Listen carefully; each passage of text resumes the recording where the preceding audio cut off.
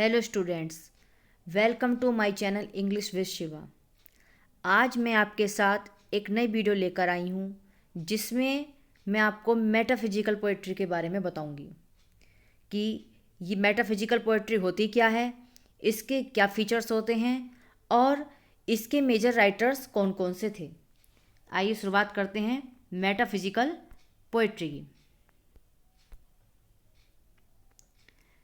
Metaphysical poetry, ये जो poetry थी वो 16th सेंचुरी में जो पोइट्री की स्मूथ और स्वीट टोन्स चल रही थी उनके अगेंस्ट एक रिएक्शन था।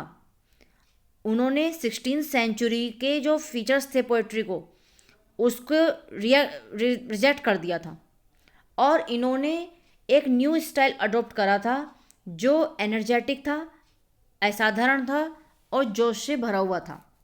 अगर हम प्रेजेंट सेंस में बात करें तो 17वीं शताब्दी का एक ऐसा ग्रुप जिन्होंने डायरेक्टली या इनडायरेक्टली जॉन डन को से प्रभावित हुए और उन्होंने जो अपना पोइट्री के अंदर पोइट्रिक मैनर और स्टाइल रखा उसको फॉलो करा। ऐसे ही पोइट्री को हम मेटाफिजिकल पोइट्री के नाम से जानते हैं। अब बात ये आती है कि मेटाफिजिकल टर्म ये आया कहाँ से।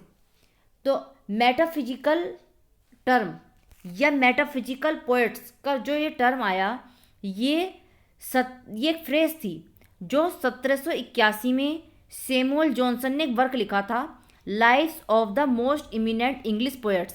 उसमें एक चैप्टर था अब्राहम कोले 1781 में और उन्होंने इसमें ये वर्ड यूज करा था। और क्यों करा था? क्योंकि 1693 में ड्राइडन ने एक यूज करी थी, एक फ्रेज यूज करी थी। उसको फ्रेज को ध्यान में रखते हुए, फ्रेज क्या थी? He affects the metaphysics not only in his satires but in his amorous verses. एक फ्रेज एक ऐसे था इनका, किसमें यूज करी थी? The origin and progress of satire. John Dryden का ये ऐसे था और उसमें इन्होंने ये फ्रेज यूज की थी 1693 में। उसको ध्यान में रखते हुए 1781 में सैमुअल जॉनसन ने मेटाफिजिकल टर्म, मेटाफिजिकल इन लोगों के लिए इन्होंने जितनी भी पोइट्री लिखी मेटाफिजिकल पोइट्री के नाम से इन्होंने ये टर्म दिया। अब इसकी कैरेक्टरिस्टिक्स क्या थी? ऐसी कौन कौन सी कैरेक्टरिस्टिक्स थी जो मेटाफिजिकल पोइट्स ने अपनी पोइट्री के अंदर डाली? फर्स्ट है हमारा display of learning. Display of learning में क्या था कि मेटाफिजिकल जो पोएट्स थे उनका जो मेन एम था वो अपनी नॉलेज को शो करने का था, अपनी नॉलेज को शो करने का था।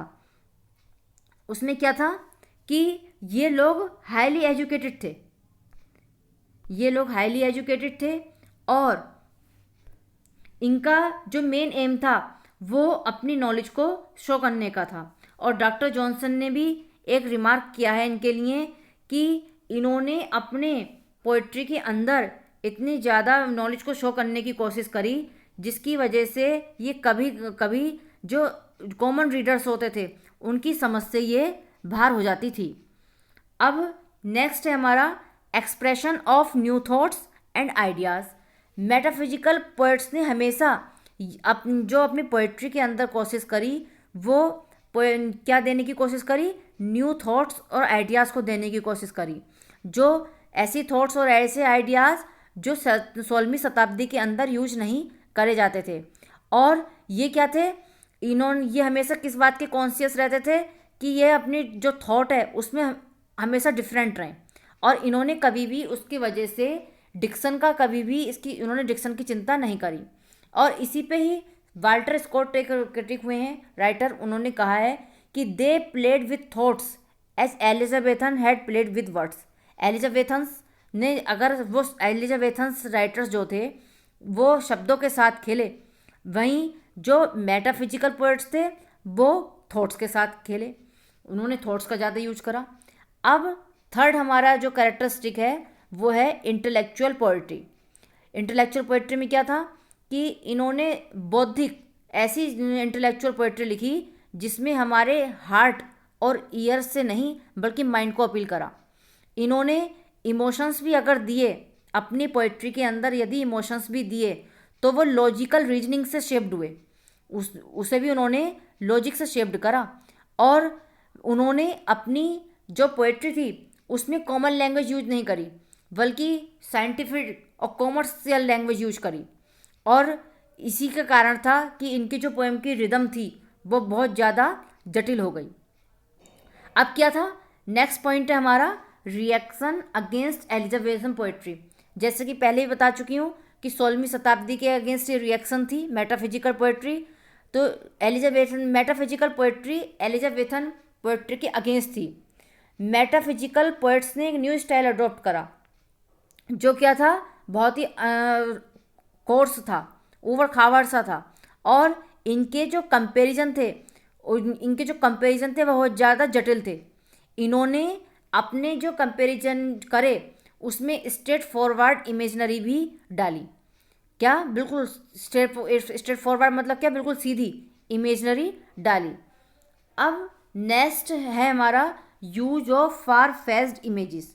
इसका क्या मतलब है, दूर, फार फेस्ड का मतलब क्या, ऐसी इमेजेस जो दूर से लाई गई हों, बहुत जो इमेज हमारी नॉर्मल रीडर्स के इमेजिनेशन से बहुत दूर हों।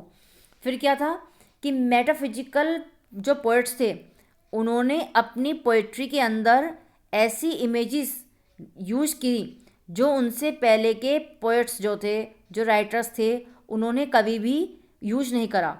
क्यों नहीं करा, क्योंकि वे हमेशा एक ही विश रखते थे कि वह कुछ ऐसा एक्सप्रेस करें, कुछ ऐसा लिखें रीडर्स के लिए जो अनएक्सपेक्टेड हो और सरप्राइजिंग हो।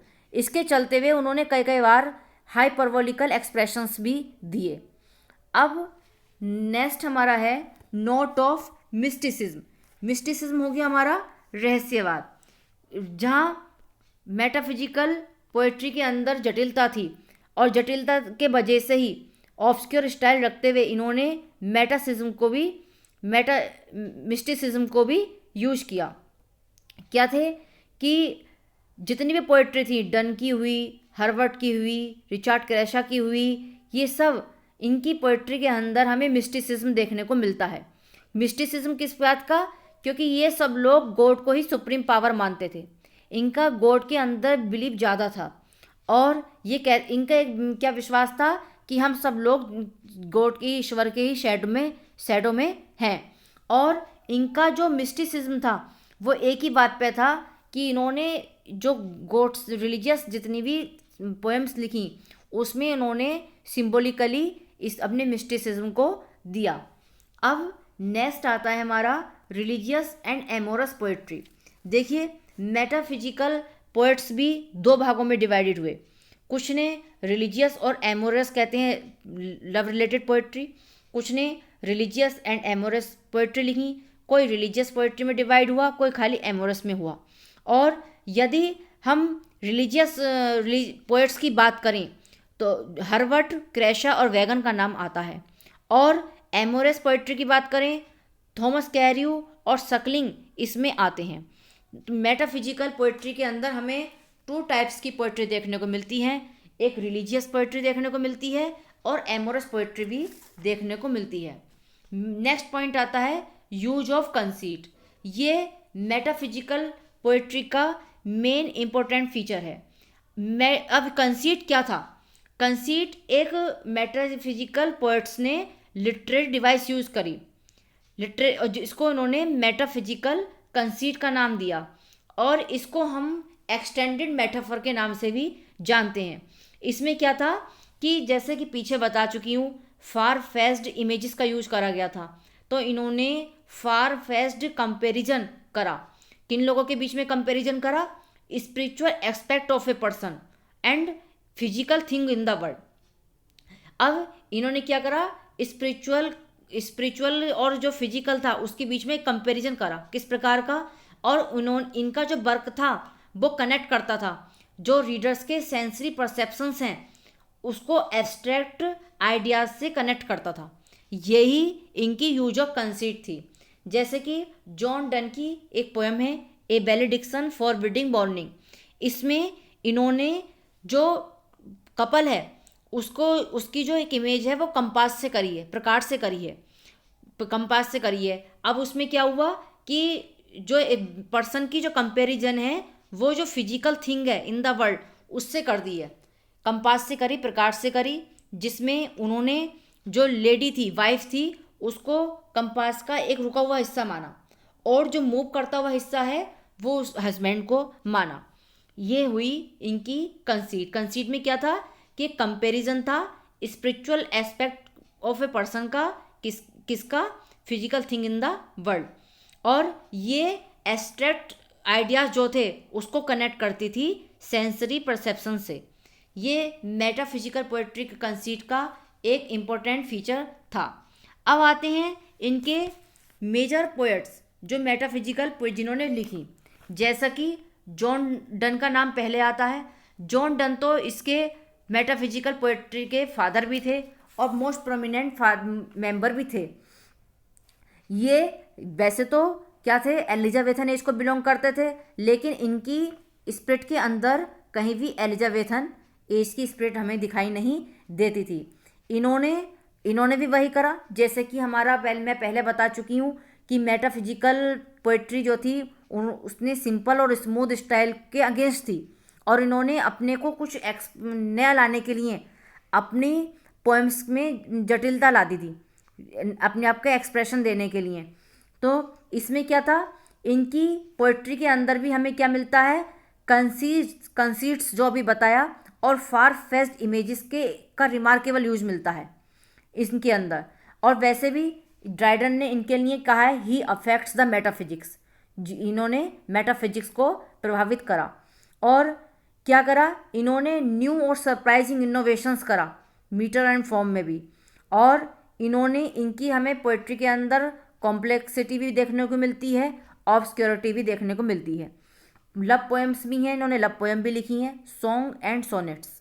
और जैसे कि पीछे भी बता चुकी हूँ, ए बेलेडिक्शन फॉरबिडिंग मॉर्निंग भी इनकी पोएम थी।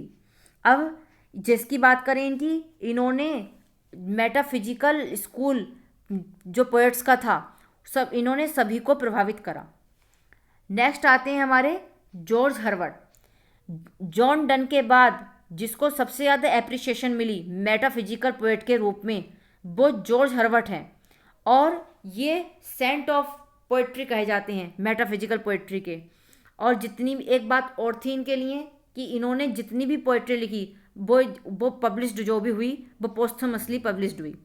और इनकी जो पोएट्री के अंदर थीम देखने को मिलती है हमें, वो रिलीजियस थी। इनकी एक कलेक्शन आया है, एक लिरिक कलेक्शन आया है द टेम्पल नाम से, और इसके अंदर 160 शॉर्ट पोएम्स हैं। और इसके अंदर भी इन्होंने क्या बताया है,